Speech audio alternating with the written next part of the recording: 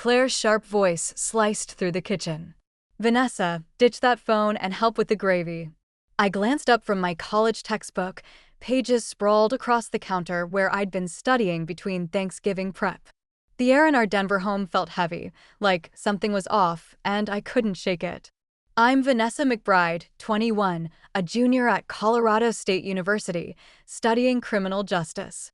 I've always dreamed of being an FBI agent, a goal that would soon feel bitterly ironic. To save money, I live at home, commuting to campus 3 days a week and working part-time at Gravora Group, a local accounting firm. My dad, Thomas McBride, runs a thriving import-export business, giving us a cushy life near Cherry Creek." "Sorry, Claire," I said, shutting my criminology textbook and heading to the stove. The aroma of turkey and stuffing swirled around, but unease gnawed at me. "Always buried in books," Claire grumbled, her manicured nails tapping the wooden spoon. "Your dad works hard for this family. Show some gratitude for the holidays." I held my tongue. Claire married my dad 3 years ago, just 6 months after my mom's fatal car crash. At 15 years my senior, she loved reminding me she ruled the house. Since their marriage, Dad's been off, secretive, paranoid, taking late-night calls and vanishing for odd business trips. "Where's Dad?" I asked, eyeing the clock nearing 4 p.m. Guests were due soon. "In his office, on a call about a delayed shipment," Claire said, her voice faltering. "His clients are demanding." Outside the kitchen window, a strange dark sedan sat across the street all morning. Something about it creeped me out. Maybe my criminal justice classes were making me jumpy, but it felt like we were being watched. The tinted windows hid everything, yet I sensed eyes on us. My phone buzzed on the counter. Ignoring Claire's glare, I checked it. An unknown number. The text froze my blood. Asterisk, walk away now. Don't tell anyone at the table, especially your father. Asterisk. Growing up, I had always idolized my father. Thomas McBride was a self-made man who had built his import business from nothing. After immigrating from Ireland in his 20s, he taught me about hard work, integrity, and standing up for what was right. At least, that's what I believed until recently. Over the past few months, I had started noticing strange inconsistencies in his stories, business meetings that ran until 3 a.m., phone calls where he spoke in hushed tones about packages and deliveries. Most concerning was the way he had started asking me detailed questions about my college schedule, my friends, and even my social security number for what he claimed were insurance purposes. "Vanessa, honey, could you help me understand something?" he had asked just 2 weeks ago while we sat in his home office. "For my accountant, I need to know all the places where your name might be listed. You know, bank accounts, credit cards, any business associations." At the time, I thought it was odd but harmless. Now, staring at that cryptic text message, every strange conversation came flooding back. The way he insisted I apply for a business credit card for emergencies. How he had me sign papers that he said were for college loan applications but never let me read carefully. The way his business partner, Victor Kossoff, always looked at me with an uncomfortable intensity whenever he visited our house. Claire continued bustling around the kitchen, but I noticed her hands were shaking as she arranged the dinner rolls. She kept glancing toward the hallway that led to my father's office, where I could hear his muffled voice behind the closed door. His tone was agitated, urgent. "Claire," I said quietly, "is everything okay? You seem nervous." She whirled around, her face pale. "Everything's fine." "Why would you ask that?" "It's just that you've been jumpy all day, and Dad's been locked in that office for hours. Usually, he loves helping with Thanksgiving dinner." Before Claire could respond, the doorbell rang. Through the front window, I could see our guests arriving, my Aunt Patricia, Uncle Robert, and my younger cousin Jenny. Normal family members with normal lives who had no idea what kind of storm was brewing in our house. My phone buzzed again. Same unknown number. Asterisk, FBI agents are in position. When I give the signal, go to your room immediately. Do not warn anyone. Your life depends on it. Asterisk, my hands started trembling as I read the words. FBI agents? What could they possibly want with our family? I looked around the kitchen with new eyes, suddenly seeing everything differently. The expensive renovations my father had done last year, The new cars, Claire's designer clothes, and jewelry. Where was all this money really coming from? Through the kitchen window, I noticed 2 more cars had appeared on our street. People in dark clothing were walking casually along the sidewalk, but their movements seemed too purposeful, too coordinated. My criminology training kicked in, and I recognized the signs of a tactical operation unfolding.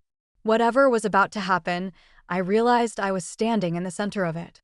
The front door opened, and the house filled with the cheerful voices of my relatives. Aunt Patricia swept into the kitchen with her usual warmth, carrying a homemade pumpkin pie and chattering about traffic on the highway.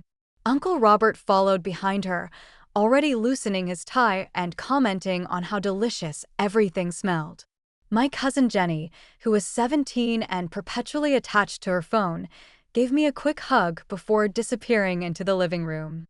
"Vanessa, dear, you look pale," Aunt Patricia said, studying my face with concern.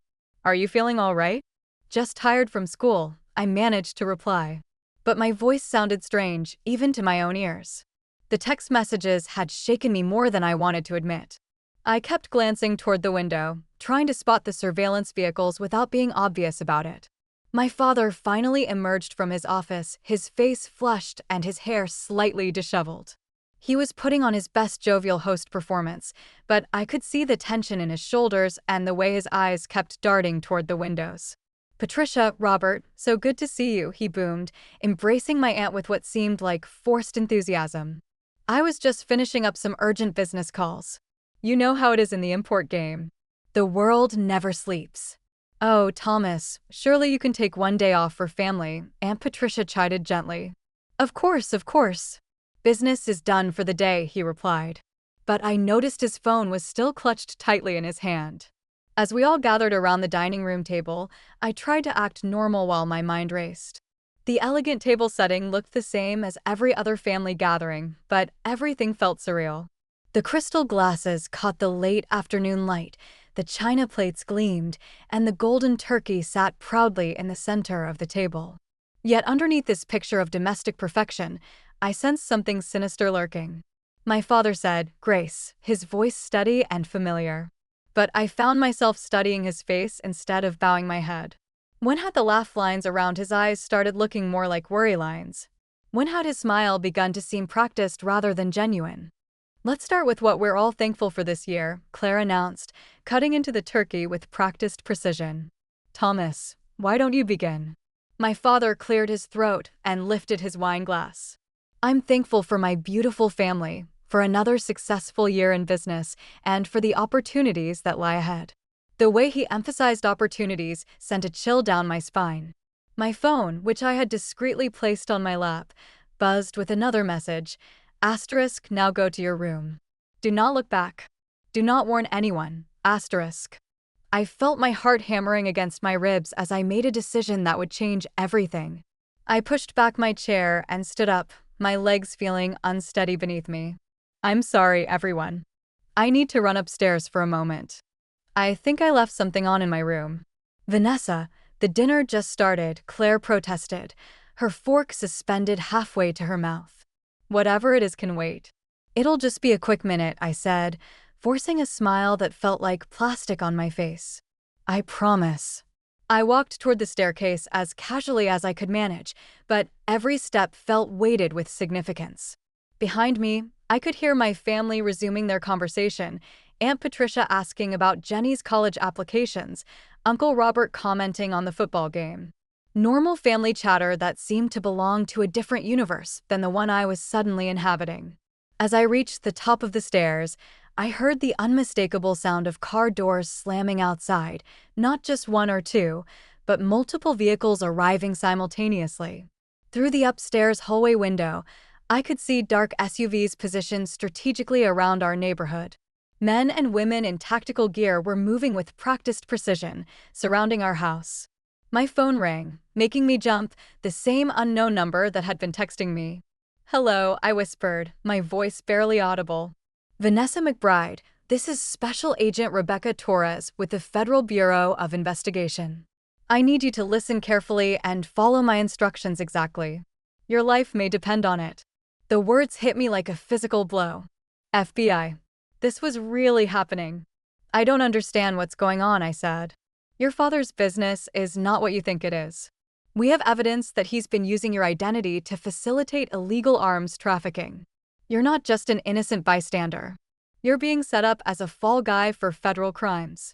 The hallway seemed to spin around me. Arms trafficking? My father, the man who had taught me to ride a bike and helped me with my homework, was a criminal?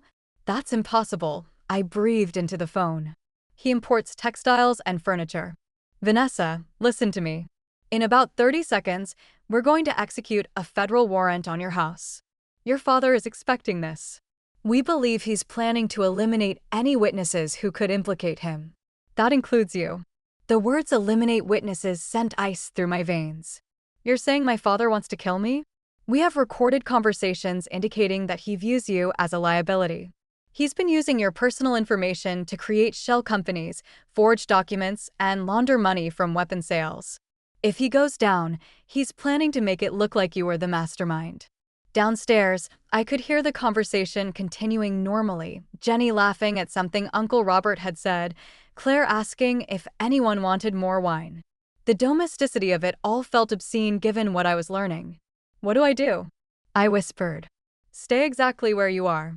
Do not go back downstairs under any circumstances.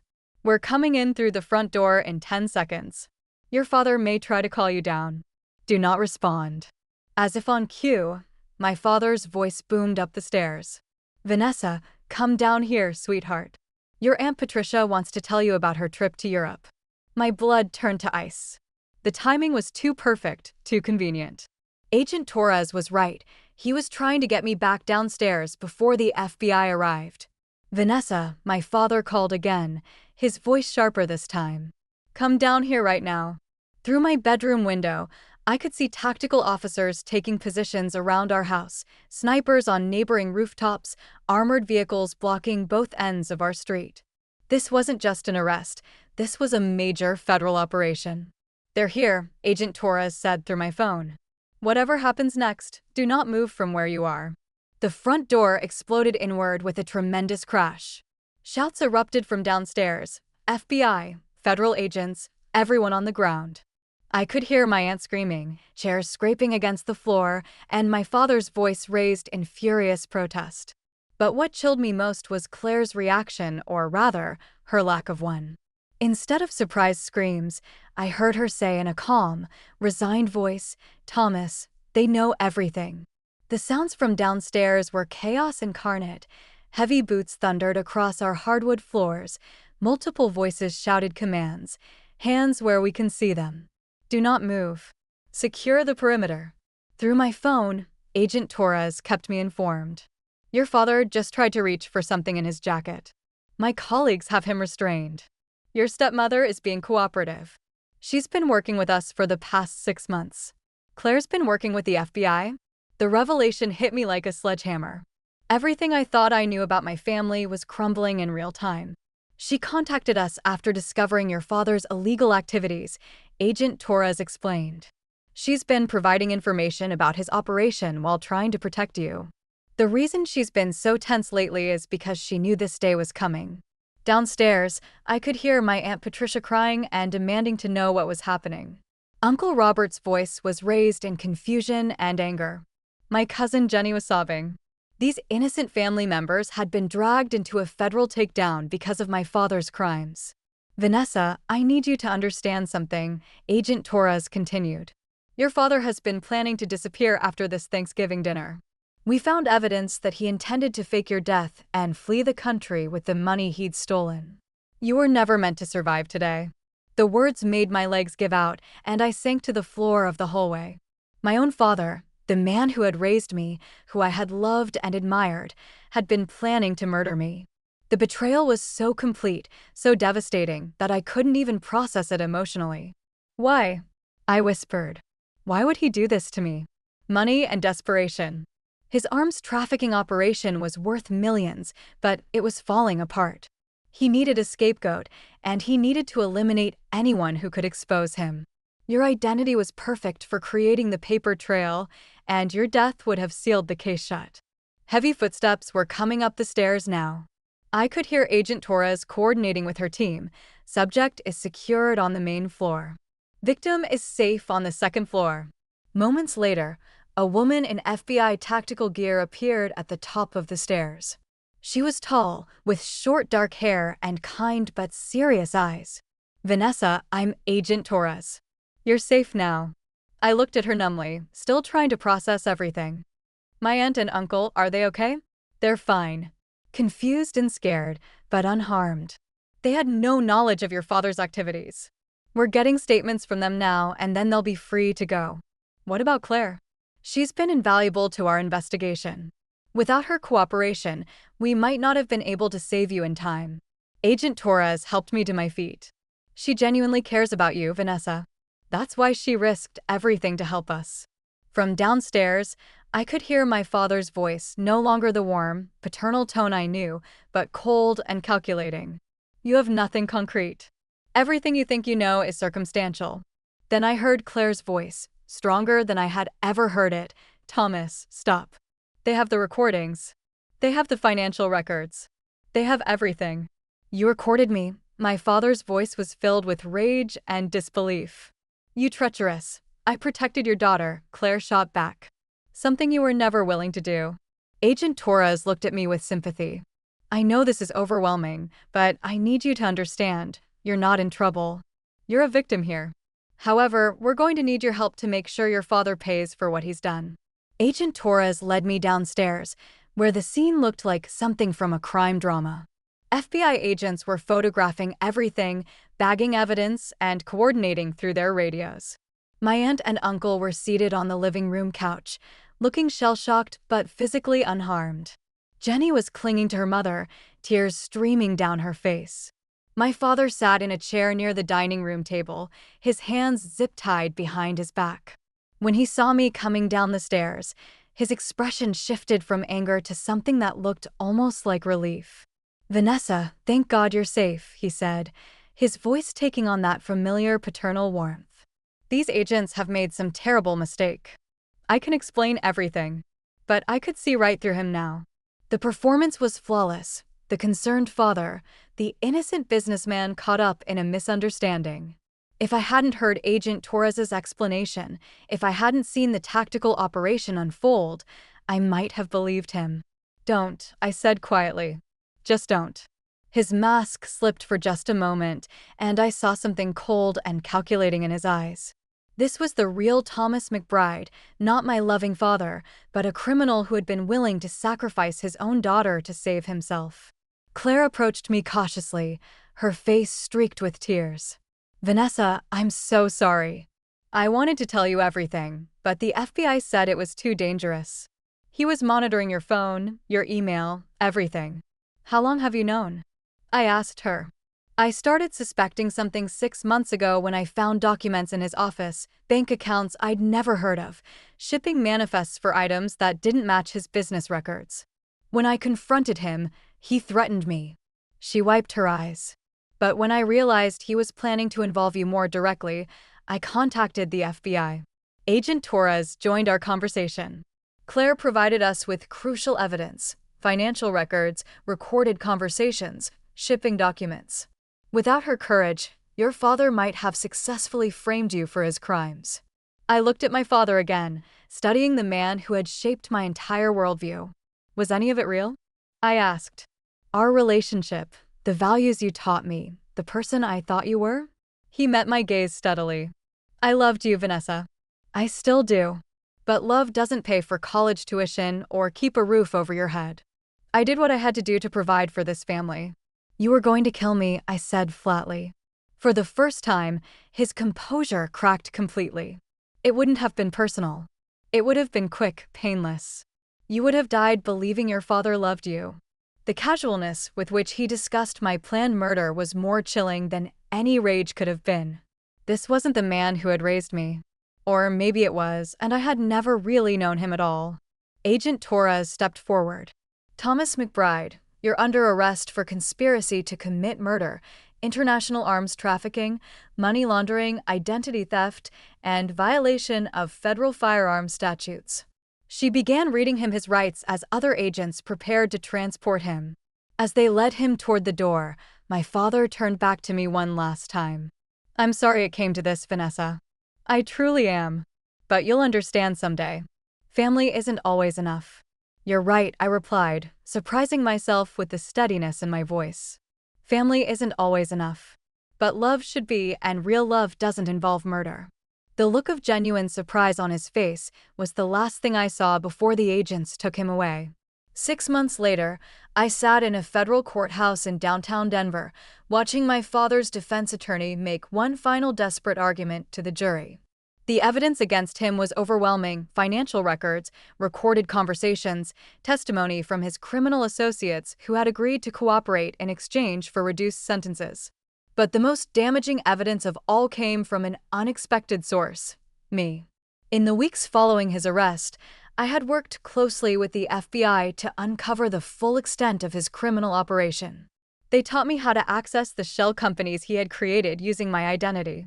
Together, we traced money laundering operations across 3 countries.